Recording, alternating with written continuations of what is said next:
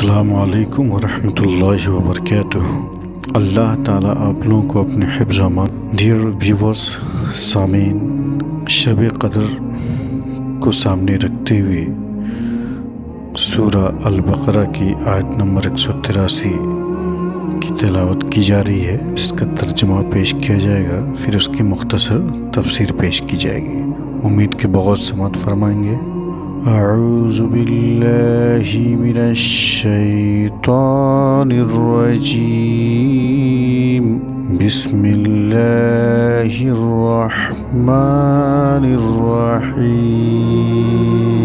یا ایہا الذین آمنوا کتب علیکم الصیام كتب عليكم الصيام كما كتب على الذين من قبلكم لعلكم تتقون۔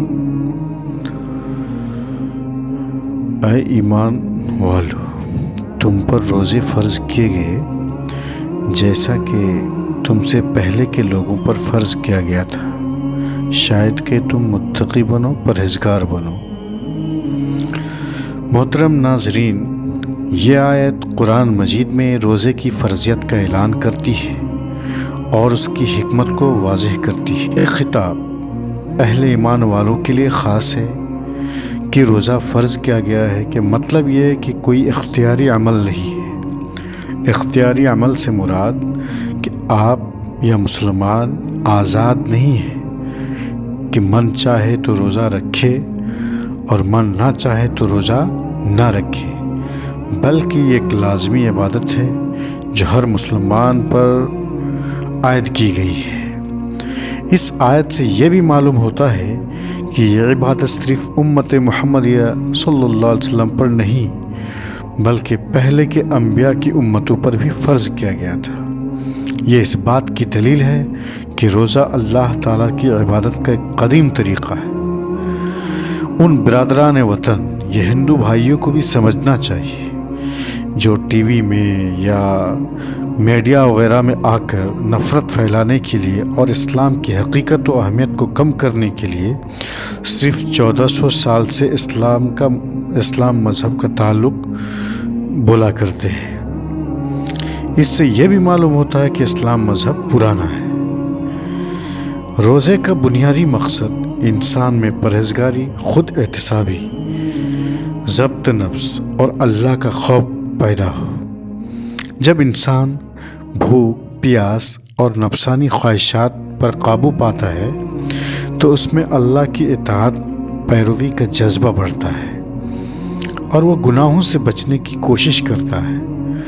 تقویٰ کہتے ہی ہیں اللہ کے ڈر کو، چاہے آپ جس میدان سے بھی تعلق رکھیں، چاہے آپ اساتذہ میں سے ہوں یا انجینئرس ہوں، بلڈرس ہوں یا ڈاکٹرس ہوں، لیڈرس ہوں یا تاجر ہوں، یعنی جس ڈپارٹمنٹ سے بھی آپ کا تعلق ہو، آپ کو اس شعبہ سے متعلق جب بھی کام کرنا ہے اس میں اللہ کا خوف کو سامنے رکھنا ہے اور اللہ کی خوشی کا خیال رکھنا ہے۔ یہی تقویٰ ہے۔ یہ آیت مسلمانوں کو روزہ کی فرضیت اور اس کی حکمت سے آگاہ کرتی ہے۔ روزہ نہ صرف جسمانی عبادت ہے بلکہ ایک روحانی تربیت بھی ہے جو انسان کو اللہ سے قریب کرتا ہے اور اسے اختیار کرنے میں مدد دیتا ہے۔ یہ فرد اور معاشرے دونوں کے لیے مثبت اثرات رکھتا ہے۔ روزہ ایک طرح کی ٹریننگ ہے۔ اس ٹریننگ سے گزارے جانے کے بعد بقیہ 11 مہینے میں بھی سیکھے گئے چیزوں کو جو نظم و ضبط کی شکل میں ہے، عبادت کا خاص خیال رکھنے کی شکل میں ہے اور تربیت کی شکل میں ہو، ان چیزوں کو 11 مہینے میں بھی باقی رکھنا ہے۔ ٹریننگ کا مطلب یہ نہیں کہ وقت نکل گیا تو وہ چیز بھی نکل گئی، بلکہ ان چیزوں کو آپ کو 11 مہینے میں بھی برت کر کے عمل کر کے دکھانا ہے۔